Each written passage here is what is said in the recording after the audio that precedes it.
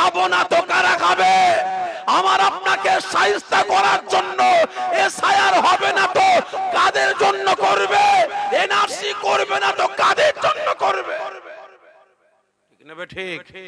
আজ যদি আমরা মুসলমান রাসূলকে নেতা বলে মেনেছি, রাসূলের নীতি মেনে চলতাম, আদর্শ মেনে চলতাম, কথা মেনে চলতাম, সুন্নত মেনে চলতাম, তাহলে এই মুসলমান একটু বান্ডিলের জন্য, টাকার জন্য, গদির জন্য, চেয়ারের জন্য, সিংহাসনের জন্য ওই কাফের মুশরিক বেঈমান বেদিন যারা ইসলামকে মিটাতে চায়, মুসলিম সমাজকে মিটাতে চায়, আজকে ওই বেঈমানদের পায়ে গিয়ে তেল মাখাতে হতো না।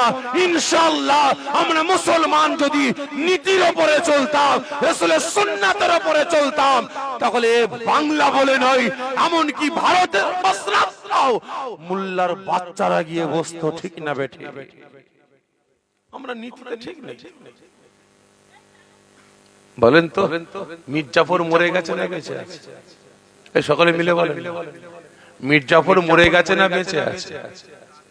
যে মির্জাফর মরে গেছে, কিন্তু ওর আদর্শ এখন আমাদের কিছু মানুষের অন্তরে কি গো বেঁচে আছে। কজন দোয়া আছে বলেন না? এই যে এসআইআর হচ্ছে, দেখছেন না? এসআইআর হচ্ছে কাদের শায়েস্তা করার জন্য গো? এই জোরে বলেন না, কাদের? মুসলমানদের। দেখেননি বিজেপির নেতারা গর্জন দিয়ে চিৎকার করে মিডিয়ার সামনে বলছে, এই আজকেই দেখলাম আপনার কি বলে ওই মেদিনীপুরের একজন মাথামুটা পাগল, মেদিনীপুরের একজন মাথামুটা ভেড়া মার্কা নেতা হয়েছে, পাগল, কোন ঠিক নেই।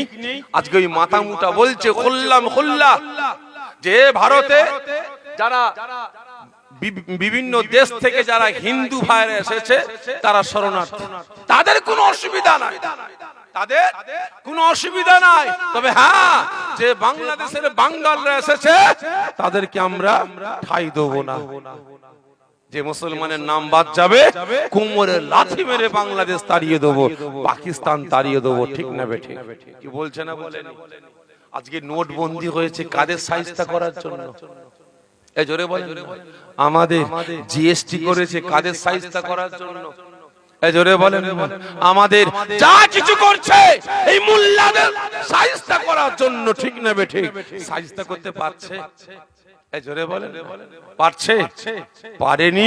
আর কিয়ামত পর্যন্ত মোল্লাদের সাইজ করতেও পারবে না।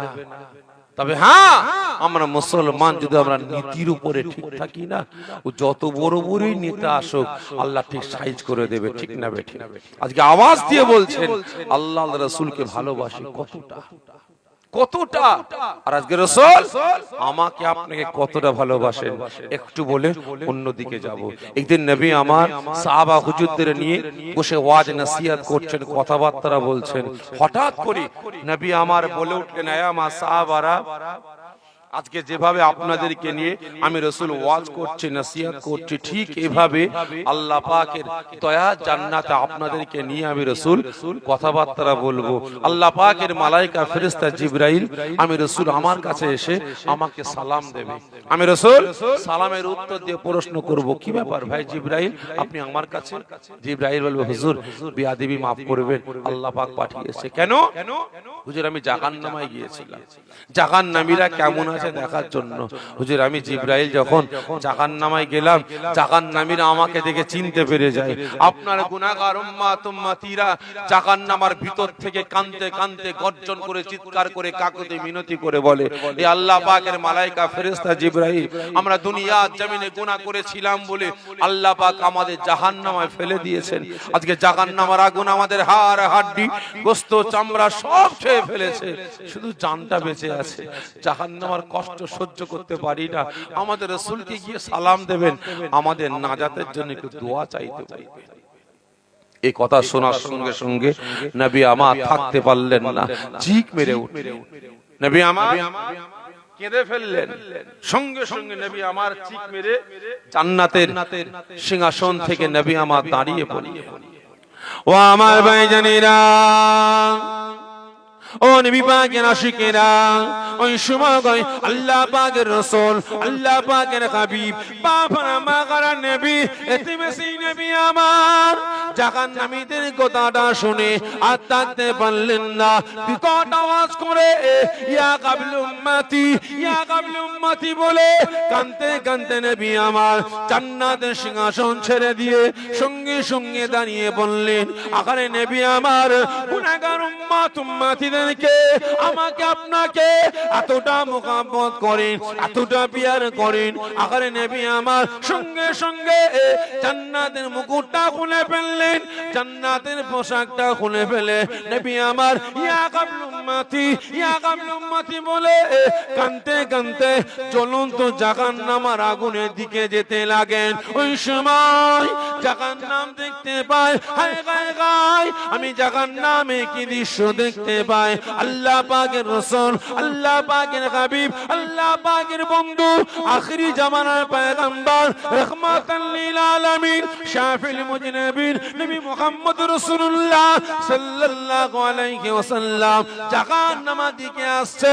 গুনাহগার উম্মত উম্মতিদেরকে জাহান্নামের আগুন থেকে বাঁচিয়ে জান্নাতে নিয়ে যাওয়ার জন্য জাহান্নাম থাকতে পারবে না। বিকট আওয়াজ করে গর্জন করে বলতে লাগবে, না না না ইয়া রাসূলুল্লাহ কে, ইয়া হাবিবাল্লাহ হুজুর, আমি জাহান্নাম, আপনি আমার কাছে আসবেন না।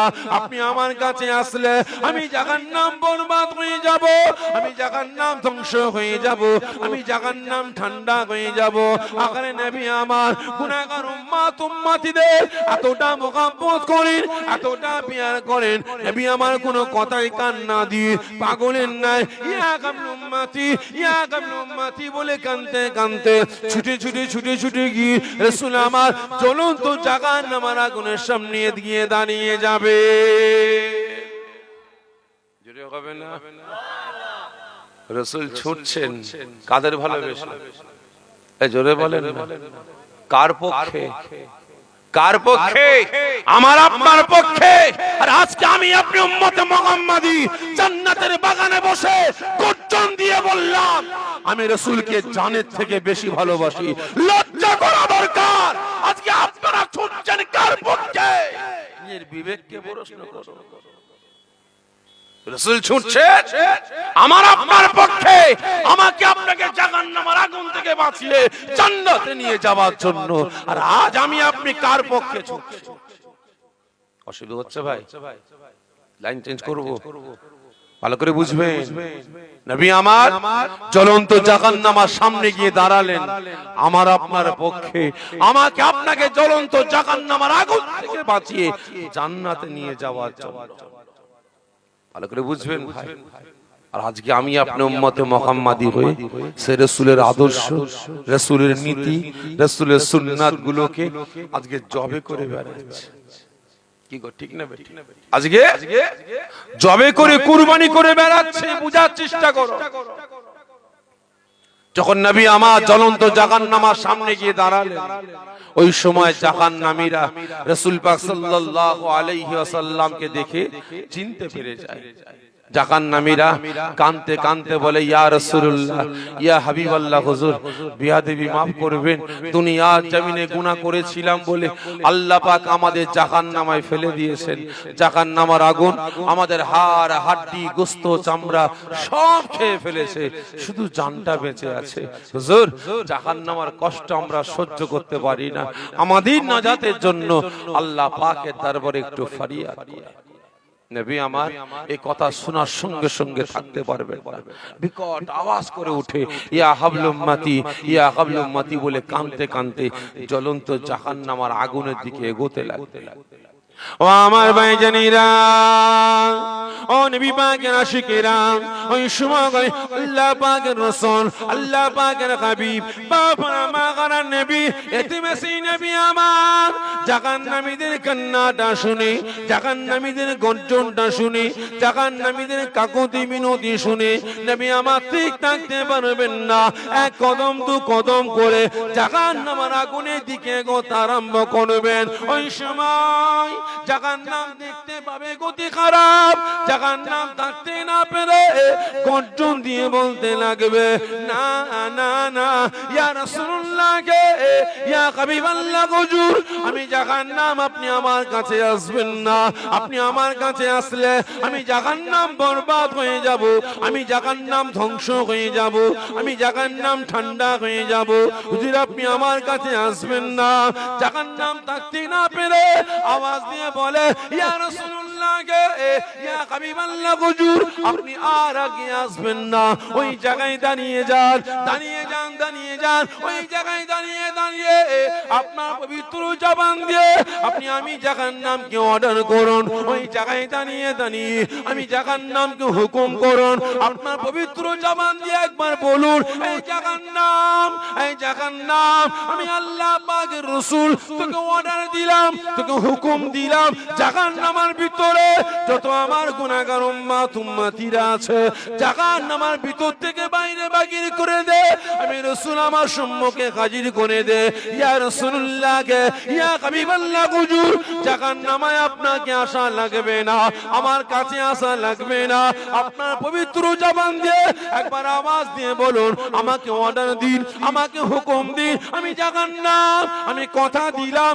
জাহান্নামের ভিতরে যত আপনার গুনাহগার উম্মত উম্মতিরা আছে আমি জাহান্নাম, জাহান্নামের ভিতর থেকে কাতারে কাতারে বাকির করে আপনার সম্মুখে হাজির করে দেব। ওই সময় নবী আমার কোনো কথা শুনবেন না, গুনাহগার উম্মত উম্মতিদেরকে জাহান্নামের আগুন থেকে বাঁচিয়ে জান্নাতে নিয়ে যাওয়ার জন্য নবী আমার দেওয়ানা হয়ে যাবেন, উন্মাদ হয়ে যাবেন, পাগলের ন্যায় হয়ে গিয়ে ইয়া কাবল উম্মতি, ইয়া কাবল উম্মতি বলে কাঁদতে কাঁদতে ছুটে ছুটে ছুটে ছুটে গিয়ে জ্বলন্ত জাহান্নামের আগুনে ঝাঁপিয়ে পড়বেন, সঙ্গে সঙ্গে জাহান্নামের আগুনটা তাপ করে নিভিয়ে ঠান্ডা হয়ে যাবে।